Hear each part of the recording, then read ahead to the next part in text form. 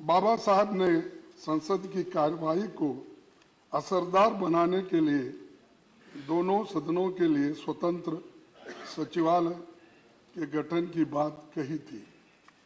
पंडित जवाहरलाल नेहरू जी के प्रयासों से राज्यसभा सांसदों को पब्लिक अकाउंट्स कमेटी और कमेटी ऑन पब्लिक अंडरटेकिंग्स जैसी फिनेंशियल समितियों की सदस्यता मिली थी। पंडित जवाहरलाल नेहरू जी ने कभी राज्यसभा के अधिकार को कम नहीं होने दिया। 1953 में बजट सत्र के दौरान उन्होंने साफ कहा था कि लोकसभा और राज्यसभा मिलकर भारत की संसद बनाते हैं। हमारे संविधान के अनुसार दोनों सदनों की अथॉरिटी के बीच मनी बिल्स को छोड़कर कोई अंतर नहीं है।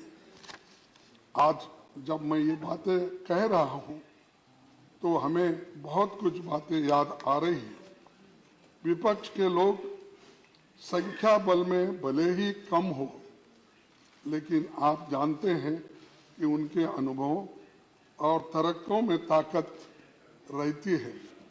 लेकिन समस्या ये है कि इनकी जगह नंबरों की गिनती होती है, ना कि विचारों के बारे में सोचा जाता है। एक दूसरी दिक्कत ये भी है कि हाउस की सिटिंग्स कम होने के कारण जनता के मुद्दों पर चर्चा के लिए उचित समय नहीं मिल पाता। गरीबों, दबे कुचले और SC ST किसानों और अत्याचार के शिकार महिलाओं की हालत पर ढंग से बातें नहीं रख पाते और बिल्स भी बहुत जल्दबाजी में पास होते। पहले जहां संसद में साल के 100 दिनों से ज़्यादा चलती थी, अब 60 से 70 दिन भी नहीं चल पाती। लेकिन हमारी आबादी, अपेक्षाएं और समस्याएं बड़ी है। पिछले एक दशक का आंकड़ा देखें तो 2012 में संसद की सबसे ज़्यादा 74 सिटिंग्स हुई थी।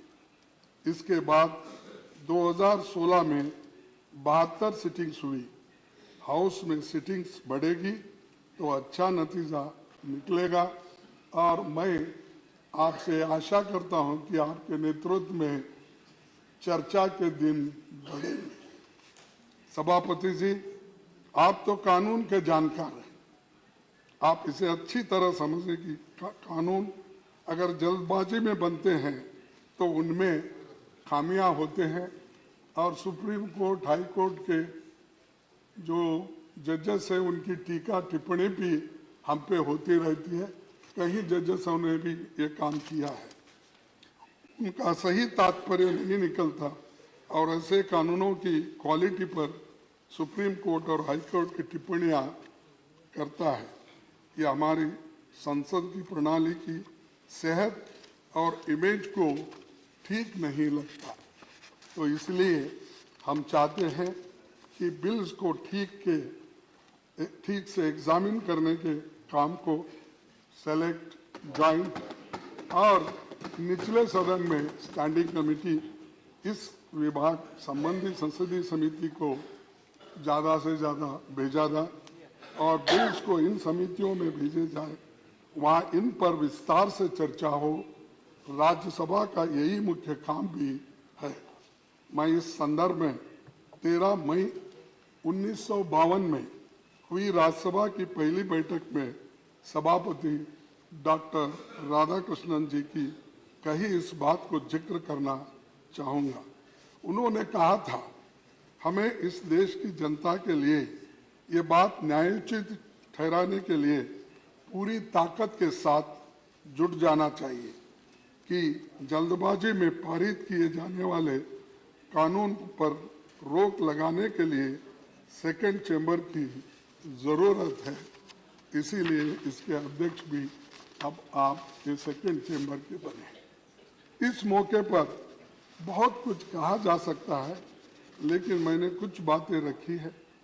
उम्मीद करता हूं कि आप हमारी भावनाओं को समझेंगे।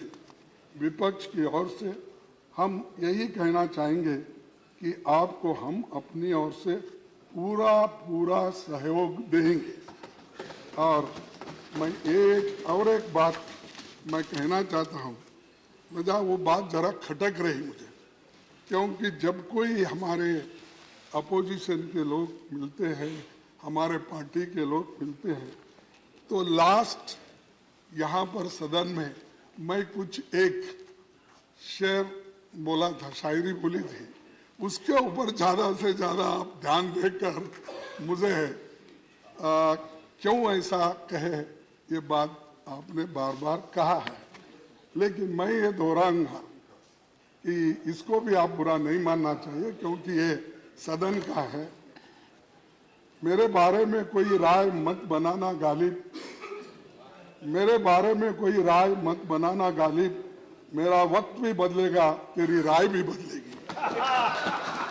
तो ये कहते हुए मैं आपको धन्यवाद देता हूं, और ये सदन बहुत सुरक्षित चलेगा और हम पूरी कोशिश करेंगे हर बात पर आपको सहकार देने के लिए। धन्यवाद।